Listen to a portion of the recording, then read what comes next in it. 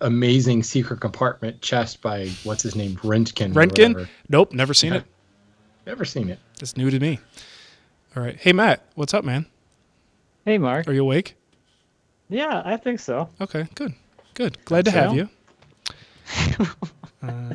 So what's our live thing? YouTube/woodtalk/live?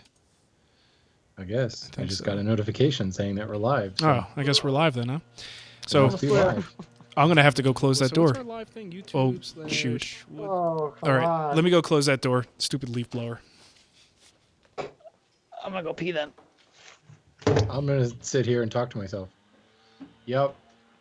Hello, live people. This is what would happen if I did the show all by myself. We could do Wood Talk where I read tweets from my feed. That's the Wood Talk tweet reading. I was trying to keep the live people entertained while you went away and then Matt went away. Both of them that are on the feed by now. We should just do a show where we just read tweets. I like that. Isn't it like a skit on Conan O'Brien or one of those late night shows? Yeah, I know that. Where they get like famous people to read them. Yeah, Nick Offerman's always reading tweets. Yeah. We should just do that. I like that. Dude, it was so great. I was outside sanding the old rustic table. And for the first time in, oh my God, years, I was the loudest thing in my neighborhood.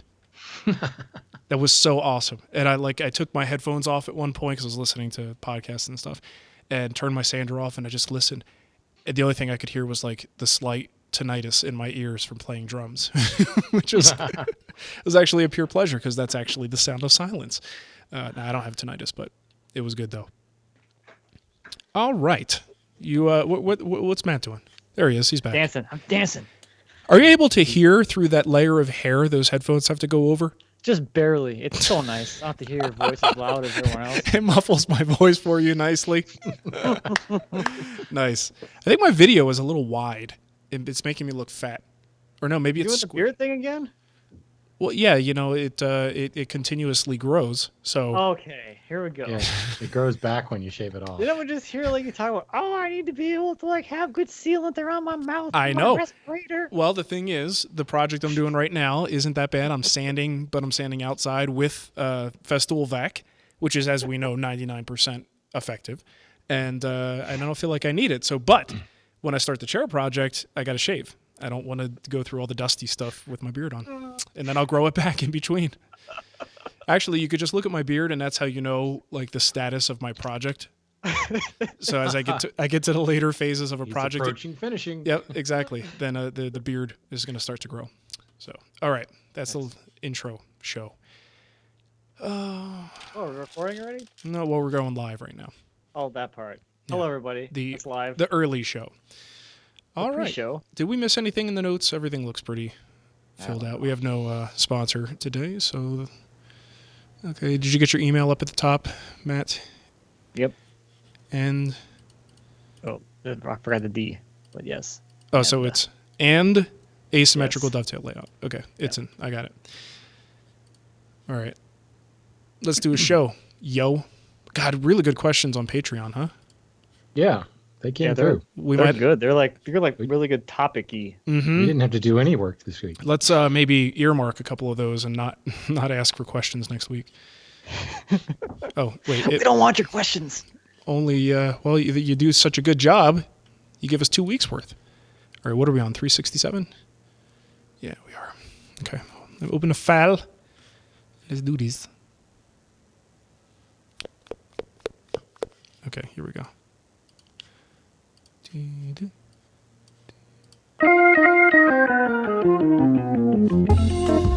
Welcome to Wood Talk.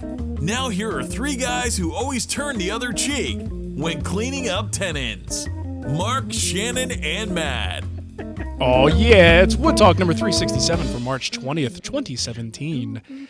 On today's show, we're talking about card scraper thickness, what's your highest grip before finishing, and asymmetrical dovetail layout. And before we get to that, we'd like to thank some folks who helped us out over at Patreon. Patreon.com/woodtalk is the place to go for all the action. John Knoll, Nicholas Gurra, Doug Johnson, Old Mike, Joey Sullivan, Ashley McCorkle, Jeff Thomas, Jason Bracey, Jeremy Sanders, and Jared Thomas. Thank you so much, folks, for helping us out. We truly appreciate your support. And if you do like those folks did, go to patreon.com/woodtalk. Sign up for any one of the levels. You will get your name, actually, in the beginning of the show. We'll make you famous, sort of. And you get some cool stuff in return. Each level has different little perks. And it also helps us reach goals that we set for new and cool stuff that we do on the show. So go check it out. And I think we could jump right into what's on the bench. And for me, I'm doing a little bit of a do-over. This is one of those cases where if I had done it right the first time, I wouldn't be doing what I'm doing now. Do-over. If you know what I mean. So, years ago, some people might remember the rustic outdoor table. And it was a Western red cedar table design. And, not quite. It got too rustic. Yeah, a little too rustic for my taste at this point. I put that sucker outside. I can't remember what was going on at the time. Probably, a kid was being born or something silly like that. And I just rushed it. And I had a can of teak oil. I put just enough teak oil to get a video done and put the thing out in service. And out there it sat for a couple of years in disgusting Arizona summer weather. And a couple of years later, I started to look and I'm like, you know what, this thing, like there is a point that you can't recover these things. Like you just let it go too far and it's not even worth it anymore. So Nicole's like, are you going to do something about that? Because I don't even want to eat at this thing. It's just, gross and all, starting to get warped. So I took the benches into the shop and I refinished those. And I gave So I them, called Matt for a couple slabs. Yeah, Yeah, so- just laid it on top. I called Cremona. Yeah, I just screwed that thing right down. I said, there you go, honey. All done. It's now the rustic table sub base. Yeah, that's all it was, is a platform for the real table. So I took the benches in, refinished those, gave them the classic 1-2 punch of CPES and Epiphanes, and put them back out. And they actually look pretty good. And even at the point now that I'm refinishing everything, they look decent. I probably didn't give them enough Epiphanes. I probably just, I don't really like thick finishes. And that's one of those finishes that there's almost nothing you can do but make a very thick finish. So those did wear a little bit, but the table, I just never got to the table. And it has since been brought to Colorado, been rained on and snowed on. It's like this table has been put through the ringer. So I had a lot of repairs to do. So I basically got the epoxy pumps going, and man, I've thrown so much epoxy into this table. It's more epoxy than it is wood, I think, at this point, which is pretty cool. But actually, I'm at the point now that I'm sanding away the epoxy and getting prepared to do the finish before we get some rain at the end of the week, before I end up like Cremona out there with That's what I was gonna say. yeah, trying to fight Mother Nature. That's not fun. I do have an overhang in the back that might bail me out if I need it.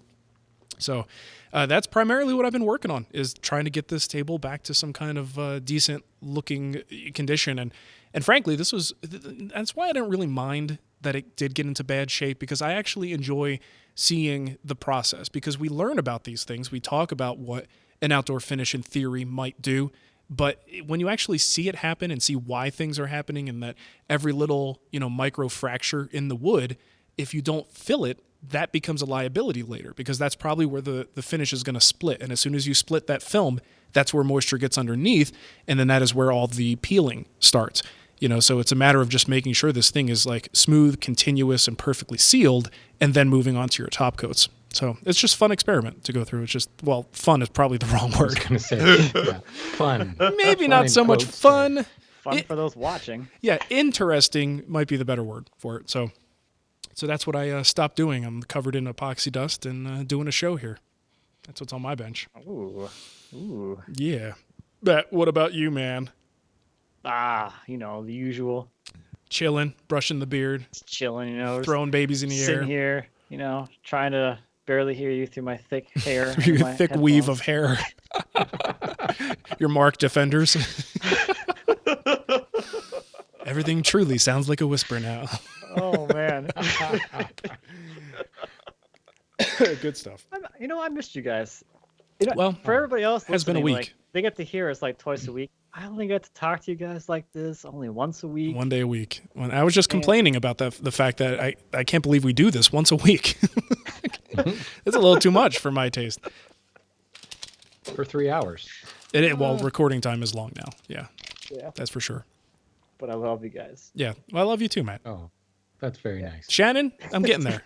I'm I more. hope he's not expecting us to say that back, because that's just awkward. I already did. It's It's too like one late. of those weird things where they say you love you, and you're kind of like, thanks. You got to say it Oh, back, otherwise it's just weird and awkward. Even if you don't mean it, you got to reciprocate. That's just how. That's just the rule of thumb. Oh, good. I'll keep that in mind. I think you're supposed to say that when I'm not listening. Oh, my bad. I thought you couldn't hear me. So I never have had tact. Oh, So man. is that all you got to say, Matt? I mean, No, I actually have things to say. you just wanted to okay. say I love you. Okay, well, thanks, Matt. You know, I like to derail things Of course. occasionally. it's true. That was the job. Traditionally, it is the job of Matt on this show. Yep. Since Well, the I've- beginning of Wood Talk, it's been the Matt job. I have been really slacking at that job, so I'm trying to make up for lost time. You're doing a good job right now. Yeah, you like that? See how I'm still going? Yeah, This cool? I'm enjoying it. Yeah. Have moved on to eating my Annie's Organic Bernie's Farm fruit snacks because I'm getting bored.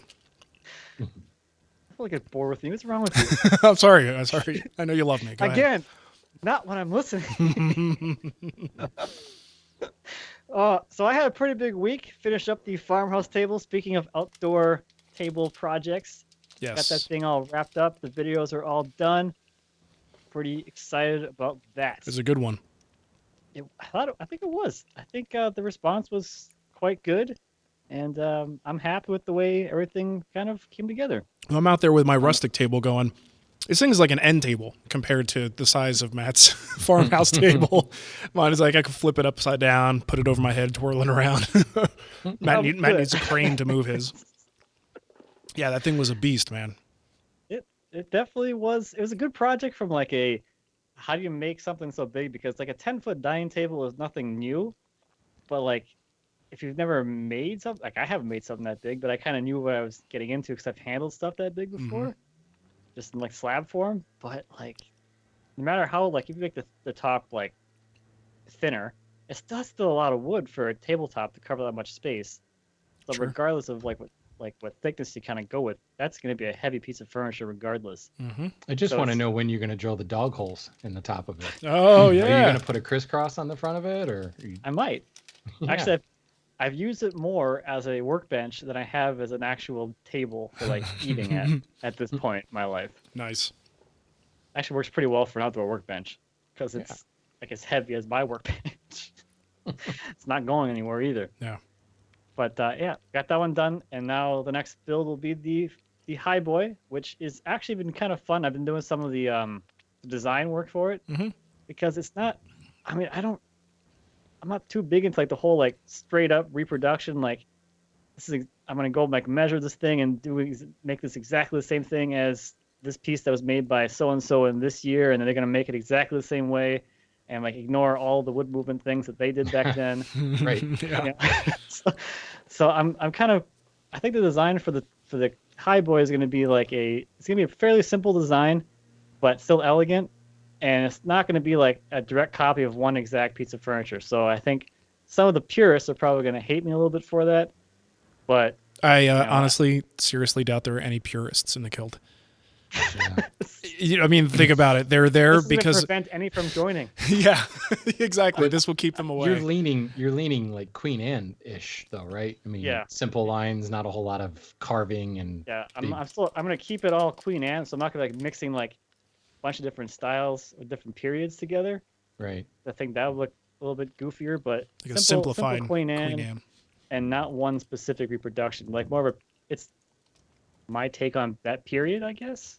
I don't know. That's a good way to put it. That's cool though. It's kind of a Newport, Boston, Philadelphia, Charleston High Boy A little bit of a hybrid. with a little bit of Minnesota thrown in. There we go. See, making up my own style, the Minnesota High Boy.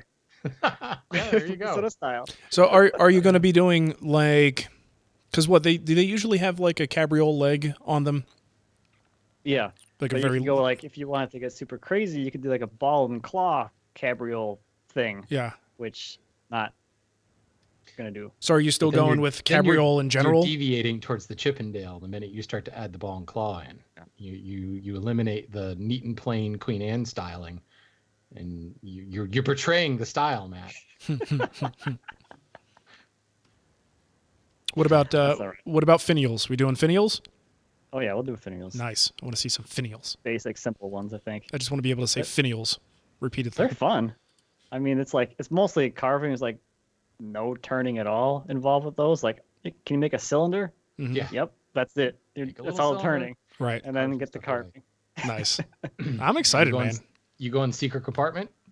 Oh yeah, any period piece has to have secret compartments. Heck, Somewhere, at least anywhere. False drawer bottom, actual compartment, whatever, movable back, something crazy. I will accept nothing less than Renken. yeah, there we go. It's got to be, all kinds of gears and counterbalanced weights, National Treasure style or something like that. spring-loaded stuff. Yep. I think that might push the start date a little bit. Might have to go back a little bit. Yeah, this one's already, I could tell, going to be a challenging one on the production side of things. Let's not make it more complicated. Have you put any thought, like seriously, have you put any thought to designing it to be like not modern in appearance, but functionally modern? Like Well, it's I mean it is a it's high chest of boy, drawers. so yeah, it's a chest of drawers. I'm thinking of full-blown like secretary desks and stuff, which just have no place in a modern household anymore. You can't put a computer in there. All right, never mind. I don't know what I'm talking about. I'm talking high boys. But that brings up a really good point about this build.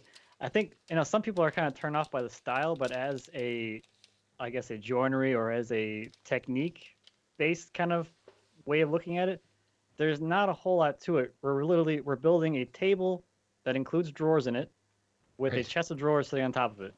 Right.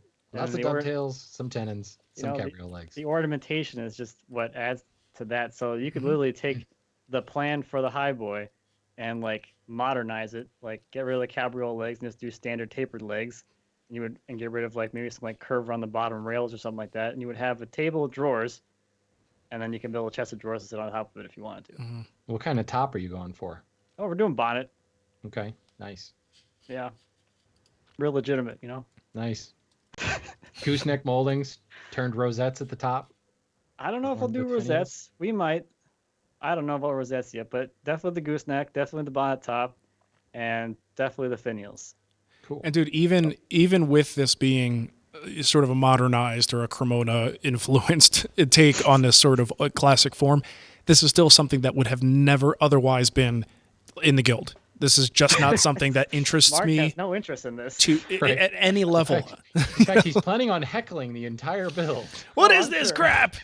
Yeah, and that's the thing. I actually will enjoy watching it. Seeing someone else build it, I think is fantastic. And like Tommy Mack's Bombay Secretary was something that at the time I was glued to. I really enjoyed it, so I will watch it and absolutely enjoy it. But it is not something I would ever have done for the guild. It's just not my thing. So yeah, that's in my house. That's why we brought you in. That's awesome.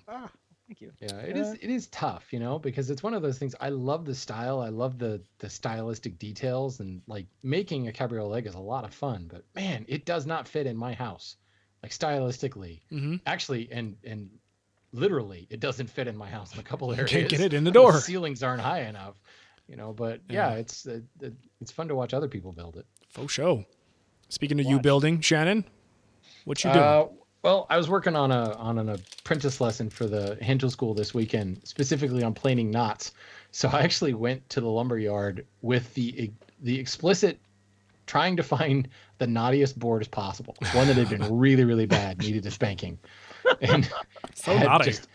Not just like knots, but bad knots, like ones that were falling out and rotten, and you could poke through, and then had some with sound knots, just so we could talk about the different types of them. So I ended up with this Atlantic cedar board that, like, I don't know who it pissed off in a former life, but it's just in bad shape. More knot than straight grain. It was ridiculous. Nice. So I spent a lot of my weekend just actually planing that and getting it nice and smooth, and it was a challenge, but boy, was it a good lesson piece.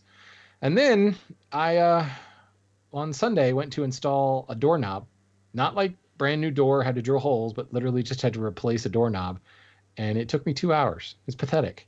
It's like, I was successfully able to smooth plane a really, really not filled board, and yet couldn't install a doorknob. It just goes to show you, I can build furniture, I just can't do DIY stuff. It was ridiculous. I mean, everything in my house is non-standard, because the house was built in '66. I don't know when building codes and standards kicked in, but it was after that. So, like, I'm trying to move the the lock out of the bore in the door. What I think that's called the lock bore. And it, the existing knob comes out without a problem. Nothing fit. Nothing fit on the sucks. new knob. And they have those jigs and things you can clamp to the door that have like the bushing that will guide everything through, but I'm not going to go buy one of those. I probably should, because I've got a bunch of other doors that need to be replaced, but with the holes already drilled, the only way to enlarge that is literally just like eat away at it with a rasp. So, I've got my RU rasp out, Nothing but the best for that door. Work on basically, crappy doors from the 60s. But yeah, it finally got installed and it works. And, I think we've talked about this before. Like, it's just ridiculous. The minute I leave my shop and do like typical home improvement, home remodeling stuff. Mm-hmm. First of all, just the complete inefficiency of when I leave my shop, invariably I forget the tool. Then you're going to go back downstairs and get it. So just that project made me think I need to not only build another like toolbox for like DIY tools, but like integrate like a stool into it or something. So I've got a place to sit down, because so much of my DIY projects are just like, oh man, this doesn't fit. Are you kidding me? Like having to like go around and fix stuff that doesn't fit. There's nothing in this house that fits. Nothing is square. Nothing is straight. Nothing is a standard size. Like if I decided, and actually I thought, you know what, maybe I should use this opportunity just to go ahead and replace the door. Well, the door is not a standard size. It's not a standard opening. I could go to like a door place and get the door made, or they might even have it in stock, but you can't go to Home Depot and buy a door that fits this opening because it's not standard. So too bad you don't know a woodworker who could build one. Yeah, to build one, but that's the problem. You can't just build one door. Yeah, on a slab door. I could. There we go. I could, and then I could have it like play the Slabbergasted every time it opens. Yeah, it's like one of those birthday cards that opens and plays music. Every time we open the door to the master bedroom, Slabbergasted. Yeah, that would be good. So cool. Yeah, that was my my foray into DIY, and it took most of my day on Sunday. That sounds good. Yes, sir. It was great fun, let me tell you. Alrighty. Well, let's get into our kickback here. We got, we got a kickback from AJ. Instead of a question, he usually asks questions. Today it's a kickback. Hey, guys. It's AJ again from New England Woodworking Studio. I'm finally caught up on all the episodes I've been behind. I have some kickback for you from your last extra episode about lumber pricing and a couple of slabs. I tell people all the time to look on Craigslist. I mean, you got to be careful when you buy lumber from people on Craigslist. There's a million, Mac Ramonas out there on Craigslist selling lumber. God forbid. I have to do this big table coming up, and I bought, I want to say 500 or 600 board feet of really nice black walnut from a guy who had a garage that's full of black walnut, and I pretty much got it for an old Delta drum sander. I mean, I do deals like that all the time. I've, gotten tons. I want to say 40% of my lumber that way. So, just wanted to give you a little kickback on that. I've never done kickback before. I've only asked questions. So, I enjoyed it. Thanks. Well, that was good, AJ. Very well done. Enjoyed it. I enjoyed it. There was a plot. It was exciting. The one thing that I have to say, and this goes with Craigslist in general, buyer beware. Mm-hmm. Like, oh, I just bought a bunch of walnut. Great. Does it have thousand canker disease? Like, why was it so cheap? Has it been dried? I don't know. What state is it in? I mean, he's right. He's absolutely right. You can get some great deals, but you might want to think about like picking up a moisture meter or, be very careful. You could bring, I got some great deal on white oak, and suddenly your entire lumber stash has little piles of sawdust with little beetle holes in it. Just be careful. Do your due diligence before you bring in strange lumber. It's like anything else. It's a used marketplace, an appliance or anything else you might buy from there. You should always go in with a certain degree of apprehension and a little bit of suspicion, especially if it's a really good deal. All right, got another kickback here. Can't remember the dude's name, but it's about the static issue we were talking about. Yes, my name's Casey Larson, and in the latest episode of Wood Talk and kickback revolving Ron's statement about static electricity and PVC pipe, I am a licensed electrician, and you really don't have to worry about static electricity and PVC pipe. If you do not have to ground a PVC pipe for running water, then there's no sense in grounding it for static electricity in for wood movement through it. The only place that you'd ever have any kind of concern would be if the motor of your dust collection system is not properly grounded. That is the only time that it is going to discharge any kind of static electricity in order to create a fire. Granted, you don't hear about that happening very often, but it is plausible. If you want to take an extra step and to be sure that it's not going to, you could attach another ground wire to the motor of your dust collector and send it to the ground of the house. That would basically allow it to where you don't have any issues with the grounding. A motor basically sends its unbalanced load through the neutral line back into ground at the sub panel of the building anyway. So just a safety aspect, you could externally ground the motor, the case on the motor, and not have to worry about the static discharge on the piping itself. Thanks for listening. Love listening to the show, guys, and y'all keep it up. Thank you. Have a great day. Bye-bye. Cool. Appreciate that perspective. Thanks for leaving us a voicemail about that. Nice. It was almost like a live call too, because he actually paused when Nicole opened the garage door behind you. Yeah, like as a courtesy. Paused to let the noise go away. Yeah. And then, it was good. Just good timing on that nice. One. Yeah. Cool. Well, this next one comes from Jared, and he wrote simply stuff. All right. And then he put in parentheses, Shannon said the first one to type stuff got Mark's chisels. Not sure I'm the first, but I thought I would try. So there you go, Mark. Okay. Jared, just contact Mark with your address, and he will send you his chisels. I'm glad that's resolved now. Yeah, it's important. This is groundbreaking stuff here. Yeah, no, I think that's a good thing you put that in there. Yeah. Oh, man. Next one is from Nathan, and it's addressed to Mark, and I'm reading it. Mark, when you were talking about walking into a store and measuring a chair reminded me one day I was studying at the Mill Valley Library. I was having trouble focusing, and it was when a couple came in and started measuring the sculpted chair next to me. He was turning it upside down and reading up the measurements to his wife, I assume. Then he brought out tracing paper to copy the curves. Really? So find a chair and take measurements. And he includes a photo of the chair, and it's an article here with links to. And love the show, guys. Always makes me laugh. Yeah, makes us laugh too. Wow, look at that chair. I'm gonna look at this thing now. It's interesting. Fancy curvy chair. Yeah. Oh, man, that'd be funny though. Reminds can me you a imagine? little bit of a Campeche chair from Monticello. Cool. It's beautiful. And the view, man. Now that's a library. That's a place you want to hang out right there. Jeez, that's gorgeous. What a great picture. All right, so If you're listening, you should be really enjoying this part. Yes, this is where we enjoy beautiful. something Try visual. Well, no, they can go and they can click the link. That'll be in the show notes that you're going to put there. Okay, next one is from Joel.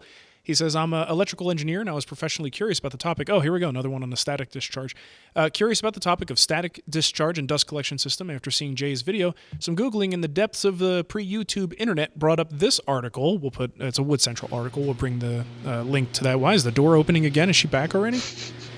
The middle sections of the article are probably more technical than the average person or woodworker would prefer, but I think that the conclusions are both sound and enlightening. The article also contains references to published works on confined space explosions, which would offer the interested individual a good understanding of what can and cannot happen inside your ductwork. Joel. So go ahead, do your research. And really, if you're going to research anything to any great degree, make it pre-YouTube research, because I think you know what I mean? Like, don't stop at YouTube. Because guess what? Stuff happened before 2006, you know? So, you know. Or shall we say supplemental to Yes. YouTube. Don't stop at YouTube. Keep going. Yeah. And remember, Google owns YouTube. So surprisingly, YouTube results tend to be stacked near the top. It's amazing. Of that. Well, Yeah, when you're it's looking funny at how that something, works. I mean, you do this too. Like, let's say you were looking for some information about what to do with your door problem. Wouldn't you watch a video before you went and sat there and read an article? You know, you find out halfway through it's not relevant. You know, That's like reading instructions. I don't do any of that stuff. Yeah. Personally, I just muddle my way through it. I much prefer to watch a video if possible. I just want to know. Hold on a second. Why the hell that door opened again? I don't even I was think. wondering that too. I didn't see anybody walk behind you. I don't think Nicole did that. I'm going to close it. Was it Millie? Well, I don't think she could reach up that high. Who's Maybe next? she's I'm got going a to button. close the That's door me. now. This one comes from our buddy Matt, one of our stand-in Google Hangout people, Matt. So he says, homies, Yo. kickback on the ending of Wood Talk 365, the extra episode. So yeah, if you're not a Patreon person, you didn't get to hear this. So neener. We titled it Favorite and Least Favorite Species. We were joking about someone needing to make furniture out of cardboard. Well, in 2015, this is Matt saying, I took a 9-session wood turning class with SUNY purchased artist in resident Jason Schneider. Jason's an excellent instructor, also a studio furniture maker with an entire series of pieces made from laminated corrugated cardboard. He glues up corrugated cardboard and uses regular woodworking tools like the bandsaw and a lathe to shape the furniture pieces. While there are no YouTube videos of his work, doesn't exist Anderson. Then. What's that? You said it must not exist then. No, yeah. Well, it doesn't exist on YouTube. It does exist at the Anderson Ranch Arts Center. They made a 2-minute documentary video about Jason as part of their video storytelling class, and you can find it on Vimeo. So there you go. He was also featured in the December 2015 issue of American Woodturner. And finally, there is a cardboard furniture section on his website. So I'll link to his website there. Or if you want, you can go to Instagram at JPS_furniture, and you can see corrugated cardboard furniture. That's pretty wild. There we go. Someone has done it. There you go. Knew they had somewhere. I'll take a look, I guess. This next one is from Kevin. It says, in response to the question regarding furniture manufacturers and wood movement allowances, I used to work for a company that imported solid wood furniture from Europe. Generally on solid table case top, you would see wood buttons screwed into the bottom that fit into a slot on the apron or case. Also, any top wider than 24 inches, they would use sliding dovetail cleats on the underside to keep the top flat. Cases and doors always had floating panels. Drawers were dovetailed with a floating bottom. In the 5 years I worked there, I can only remember 2 times a top came in cupped, and I never saw any cracking or splitting. Well, there you go. That's some cool perspective. All right, I think we should move into everybody's new favorite segment. Occasional, not every show, occasional segment on the show. You ready for it? I think I'm ready.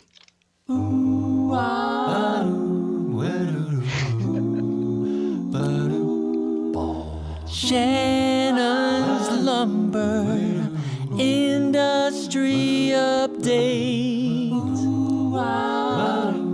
All right, Shannon, what do you got for us, buddy? Well, I got you, your lumber. Yeah. That only cost me $5. Anyway, so guess what? As with all lumber industry updates, I've got bad news. The SLA, not service level agreement, the Softwood Lumber Association, is talking about tariffs to raise prices on all Canadian softwoods, which if you don't know, it's pretty much all softwoods. Pretty much all come from Canada. The exception of maybe northeastern white pine, which even then, a lot of that comes from New Brunswick and points north.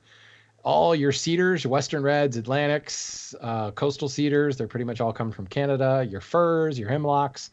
This is not really applying to like construction lumber, but you know, that's a whole other source there. Southern yellow pines, cypress, certainly that's all coming from down south, but a large portion of the shall we say not construction lumber, like the one buy stuff, like even that you would buy at Home Depot and everything, you're going to be looking to see right now, they're talking about a 30% tariff on that.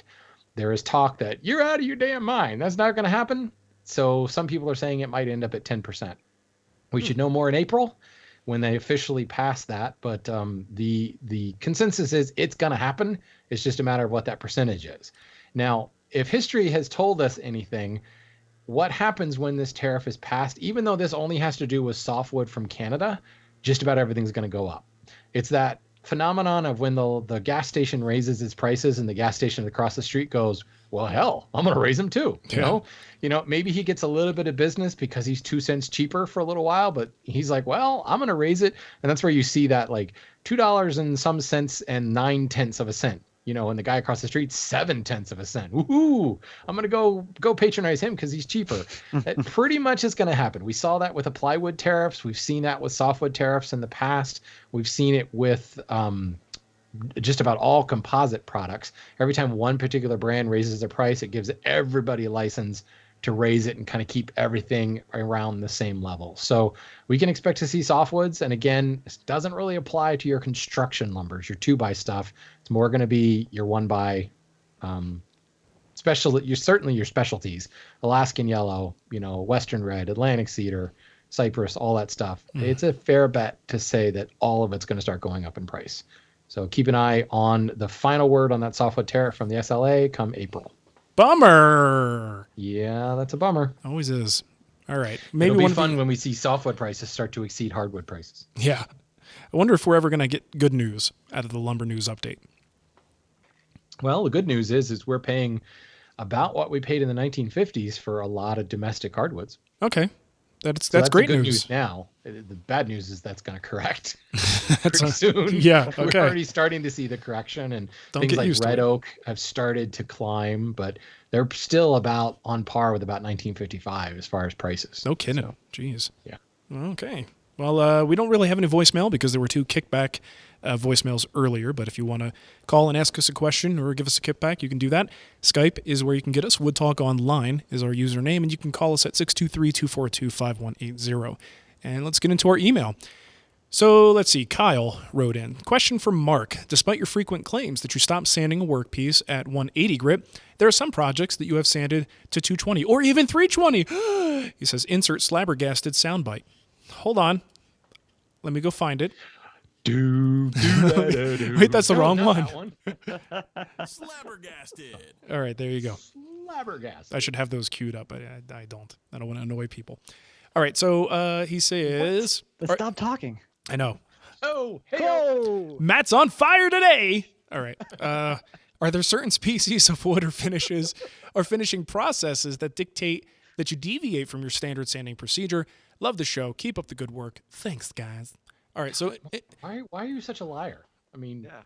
You just lie. I stop at 180 grit. Now here I am moving to 220. I generally enjoy being dishonest is kind of what this comes down to. I find that a lack of trust helps my business. We ironically appreciate honesty in this particular situation. Yeah. Okay, so here's the deal. In most cases, if you're building a film finish, you could stop at 180. My thought behind it is that if you can't see the scratches, then when you put a finish on it, and especially if you wipe it down with like mineral spirits or something ahead of time to look at the surface, if your eye can't see the scratches, well, once you seal that surface, you're building finish upon finish, and you're no longer going to be sanding the surface, you're sanding the finish. So ultimately, you're really not going to get a huge amount of return for going into the 220, 320 grit stages. And in fact, a lot of times you could burnish the surface so much that the finish doesn't absorb as deeply and you don't get as good of a bond as you might if the wood was a little bit rougher. Now, I do that with film forming finishes, but the exceptions for me or when I'm going to do only a couple of light coats of a wiping finish, maybe like a wiping varnish or a wiping poly. I'm going with a very light duty finish. In that case, I want to sand the wood a little bit more because I'm not building as substantial of a finish coat on top of the wood. So I want to go to 220. And if I'm doing a film-free finish, like absolutely no film, just an oil, well, there's one I'm going to sand to 320, because I'm not really building the film at all. There is no film. So I need to start with something that is as smooth as possible. So yeah, that might be, it's not so much wood dependent as it is finish dependent. What I'm going to do with the finish helps me decide what I'm going to do with my finishing grit. And also I reserve the right to simply do something different because I feel like it. If, honestly, it's not going to make that much of a difference, a discernible difference if you stop at 180 or you just one day decide, heck, I'm going to go to 220 or I ran out of paper, so I don't have any 180. That's usually what happens. Yeah. So, okay, I got this 220. So guess what? Yeah. I mean, there were a couple times where I couldn't find my 220, but I did have the 320. So instead of buying some 220, I'm just going to sand a little longer with 320. So that's really what it comes down to, but giving myself the allowance that I may just do something contradictory because of other circumstances. And that's my story. Fair enough. That was a good story. Thank you. Yeah, it was riveting. Yeah, great. Next one here, we got one from Wilson. Looking for any tips or tricks on laying out asymmetrical dovetails. In case that's not the appropriate terminology, I'm looking to lay out dovetails that are not evenly spaced and are all the same distance apart. That may have been repetitive. Thanks. So most of the time, my dovetails. Wait a minute. He wants dovetails that are not evenly spaced, but the same distance apart? No, I think it's like not and then evenly spaced and then not. Not applies to both things. I was like, no, I want to know how you lay out something that's not evenly spaced but equal distant apart. I read this one a few times. And please explain that. Yes, because I'm like, maybe he was talking about being repetitive. What doesn't make it? Yeah, whatever. So I'm gonna go with not evenly spaced and not all the same distance apart. Yes, just sand it all and be done with it. Just sand it. Just go to 320. So when I'm laying out dovetails, I'm gonna be cutting them by hand. Most of the time, it's going to be all asymmetrical because I just don't really need them to be symmetrical for any good reason. So for the layout, I literally just eyeball it. So they're like, oh, this looks like a good distance apart. This looks like a good size for the tails or the pins or whatever I'm laying out, and just go from there. Now, if you want the dovetails to be, they're asymmetrical, but you want them to be the same on all the joints. So if you're doing like a box and you want all the joints, all four corners to look the same, I would just make a story stick. Really simple. Just make your little tick marks of where all your layout points are on a little stick of wood. You can transfer those layout points to all different joints in that piece, and then lay out your dovetails from there, and you should be good to go. Sounds bueno. I don't know. It seems like a good way to go. You know what I like to do? I've got like 3 or 4 of these little squares, from my big 12-inch to the little 4-inch guy, and I got a 6-inch.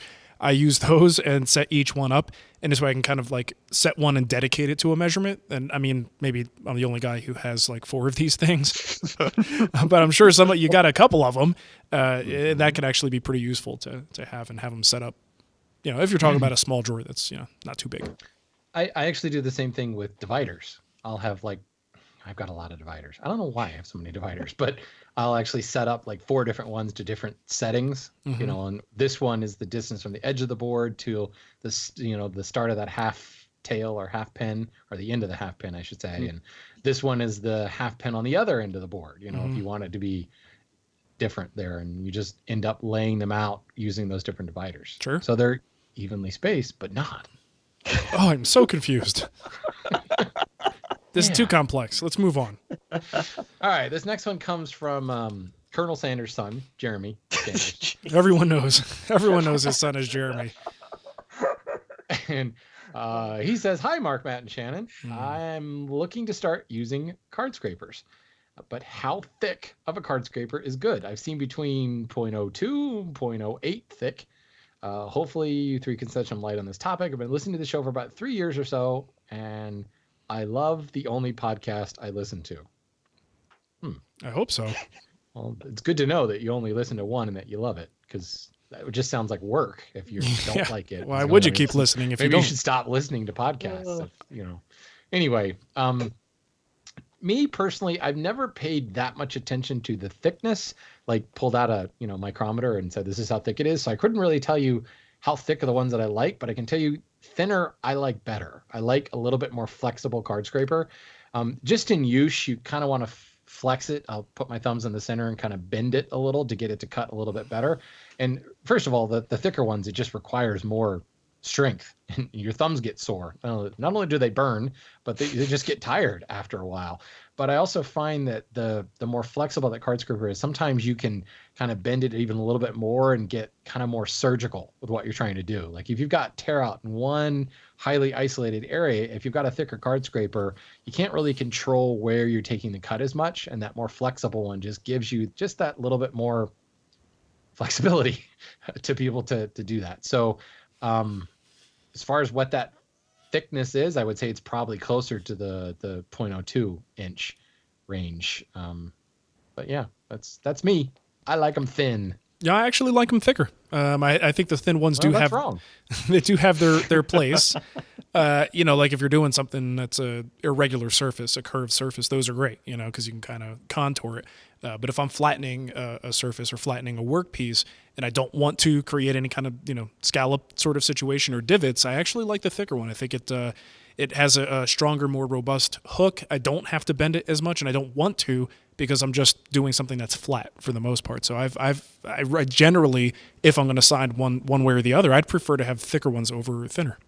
I can see that. Especially if you haven't done And probably the difference there is I've done my prep already with planes. Mm-hmm. So I'm just literally going back and kind of tackling individual spots. Yeah. So for me, it is more surgical. So I could definitely see that. You know, the real answer here is both. Both, absolutely. Go to Lee Valley and buy their little scraper set. It comes in like that fancy little canvas carrying case, and they have different thicknesses in there. And then you've got both. The thickest one I've used was in David's shop, David Mark's shop. He has one that I don't. It was like a piece of scrap metal. He didn't get it from a woodworker supply place, and his were like they were substantial. I mean, not to the point that you'd put it in a plane body and use it as a scraper plane, 1/4 inch thick, right? But still, I mean, pretty darn substantial. And the other thing is, I found them easier to sharpen because they don't flex as much under the burnisher. So yeah, I just found those. I guess that's what I got used to. And then any one that I was able to find was still thinner than that one was. But I think, if I'm trying to remember if it was Lee Nielsen that sells some of the thicker ones on the market, because they do sometimes publish these numbers. So try to find out, see which vendor has the thickest one. But if you go and just get a set off of, a Chinese set off of Amazon, it's probably going to be more than likely the thinnest ones possible. So, okay, who's next? No one. Okay. No one next. Now I want some That's chicken from Jeremy Sanders.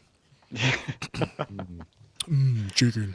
All right. So if you want to stick around for the email extra, folks who are over at Patreon, $4 level or higher, get access to the email extra.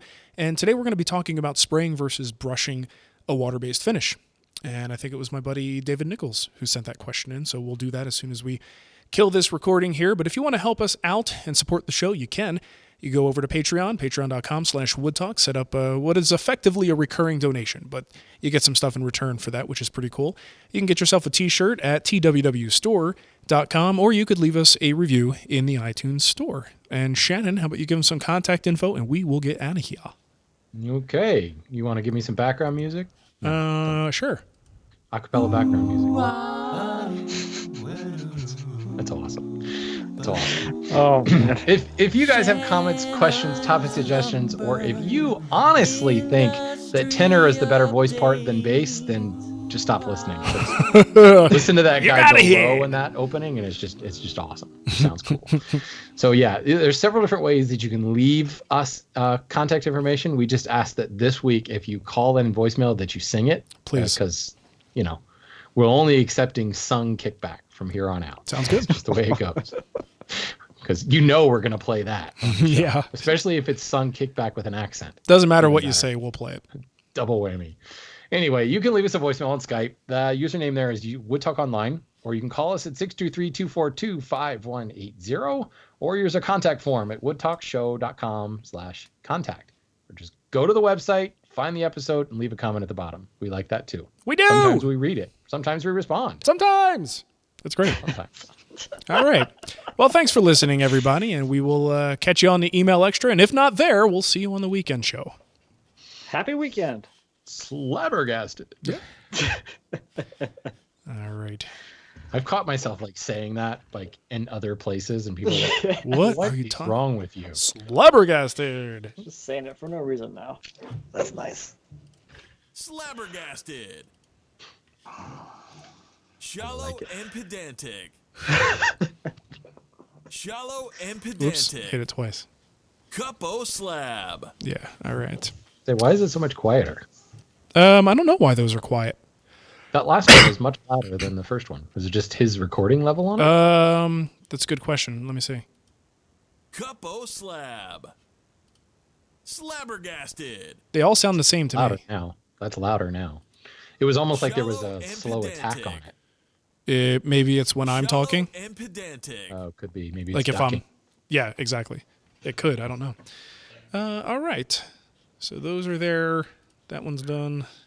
You want to do since we're live, you want to do what we did last time and do the weekend show now, and then go back to the email extra after we kill the live. Sure. Somebody said they liked that. Yeah. And that's all it takes. It's just one person to say we like it, and we're doing it. Yep. See into the future. One person says they don't like something, we stop. You always listen. Always listen to your audience. I don't think this ever happened.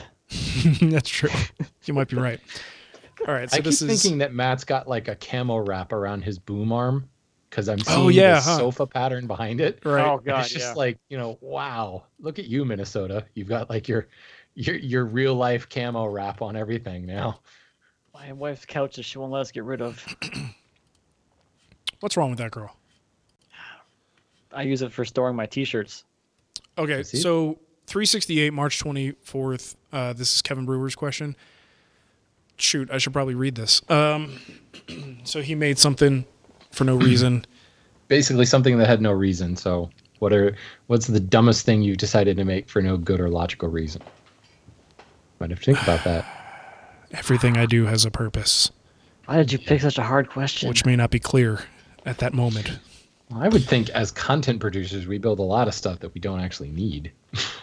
You're just building it like a bandsaw mill. That's for example. exactly what I was gonna say. Right. Exactly what I was gonna say. But the need is the show. You know, I mean, I'm trying to think if I've ever built anything completely non-functional.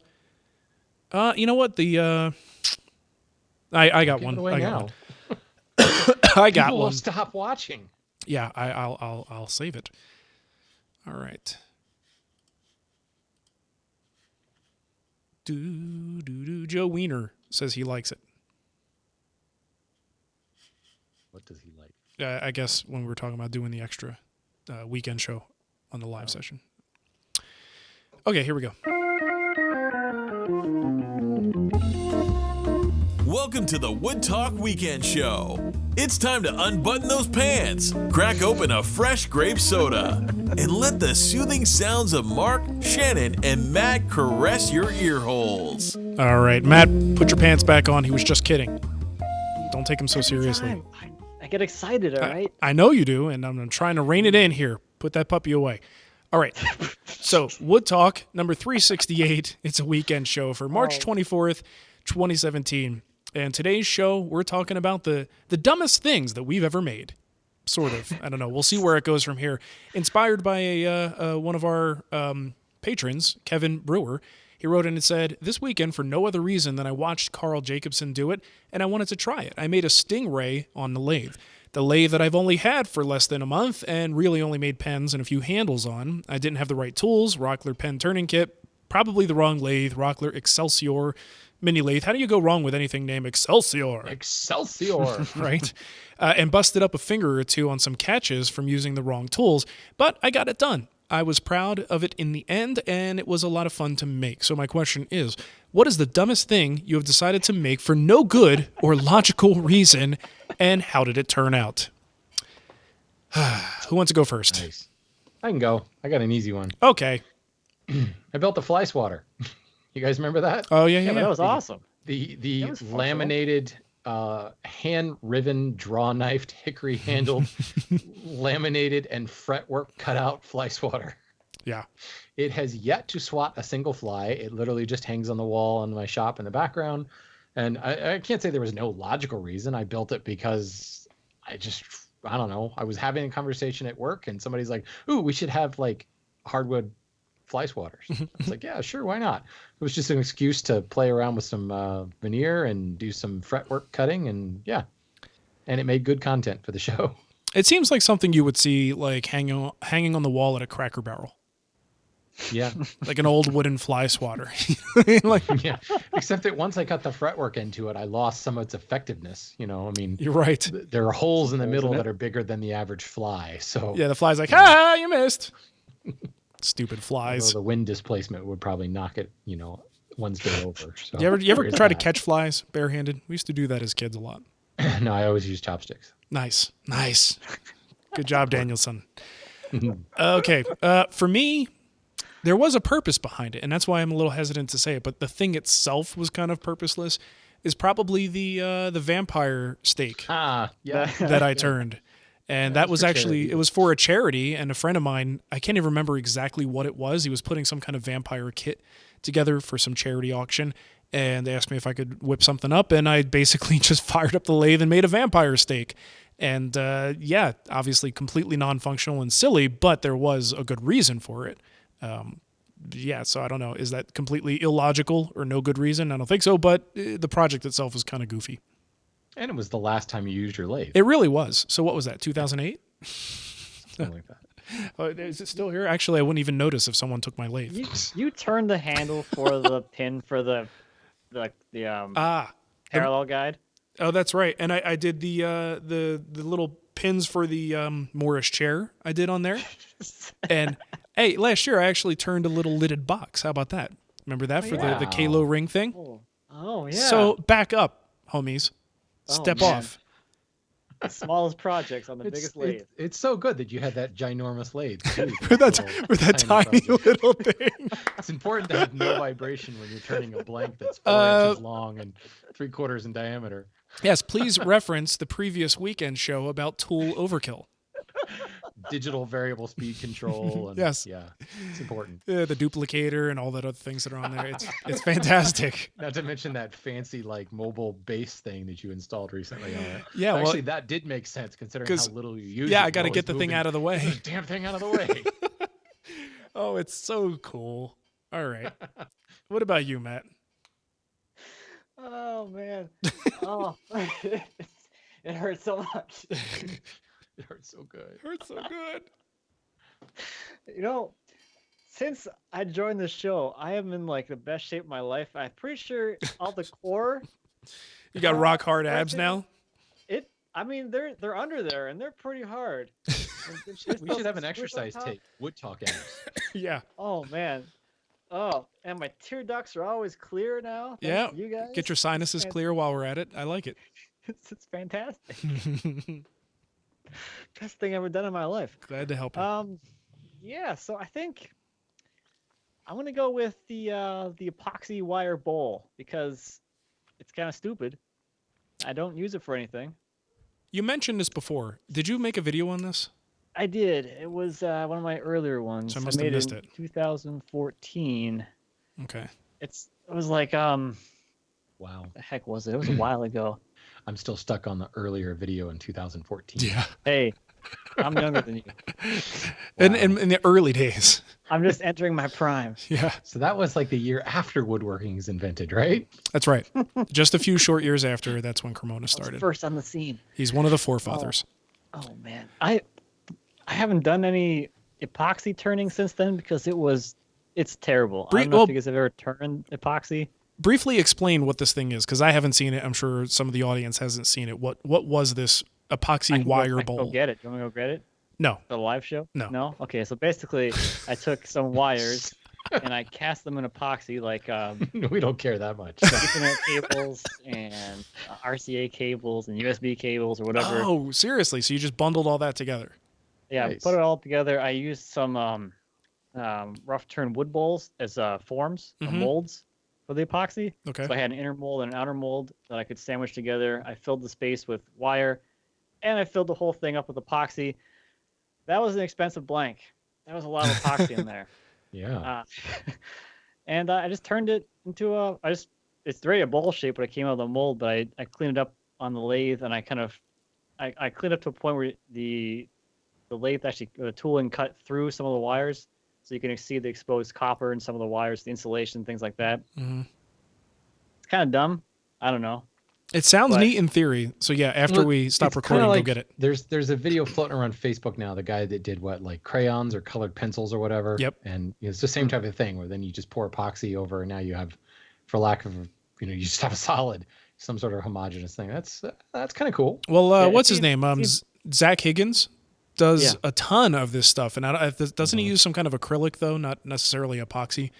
But he'll cast all kinds of things. Like I follow him on Facebook, and I see he's doing all kinds of crazy stuff, from like breakfast cereal to like all kinds of weird stuff. He just puts into this resin and then turns it. And actually, his stuff looks pretty dang awesome. And what you're talking about sounds interesting. So I have to go check out the video.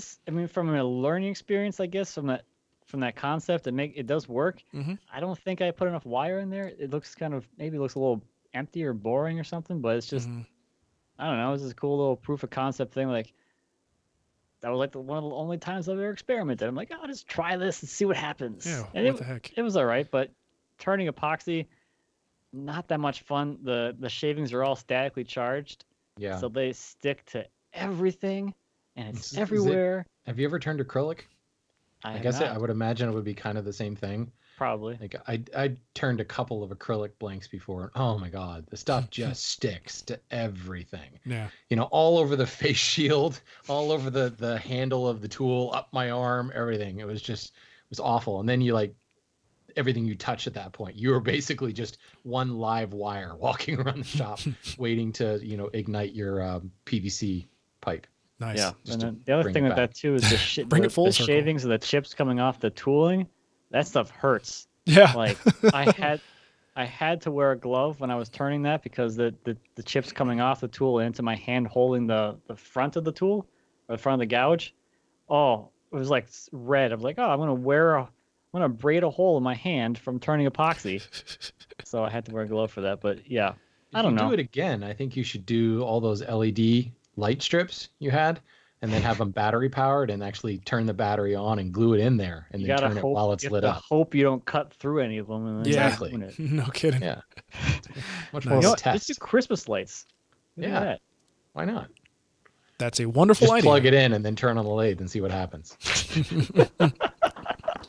Well, cool. So, hey, you know what? This will be a fun one to throw out to the audience. Let us know if you've made or turned anything in particular that was just really goofy and you thought it was cool and fun to do, but served absolutely Another no dumb purpose. project right there. Yes, exactly. Sits on a shelf in my study. That's about it. Oh, there he is. A little reindeer. That's beautiful. That serves a great purpose. That brings holiday cheer. You can sit on my shoulder during wood talk. That's right. He's Whisper in my ear. the good reindeer on one side and the evil one on the other. All right. Well, thanks for listening, everyone. We hope you have a great weekend. We will catch you next time. Bye. Happy weekend. Happy weekend. Happy weekend there. Okay, that's good. Save that. And let's do the email extra. Let's see if there's anything interesting going on in the chat. I kind of like it when we do it this way. I think sometimes I would get my brain set on doing the email extra, and it would feel weird to just stop and go do the weekend show. But now I just look at the weekend show first and then look at the email extra afterwards. Well, usually because the email extra is supposed to be a short and sweet single email. Yeah. And we tend to We screw that up. stretch it out because it's the middle show we're doing. Yeah. You know. Joshua Luther says, Mark will be on the Crafted podcast. I listened to part of the live broadcast. That is true. I will be on this I think they release on Wednesday. So I will be on this week's Crafted podcast as a guest.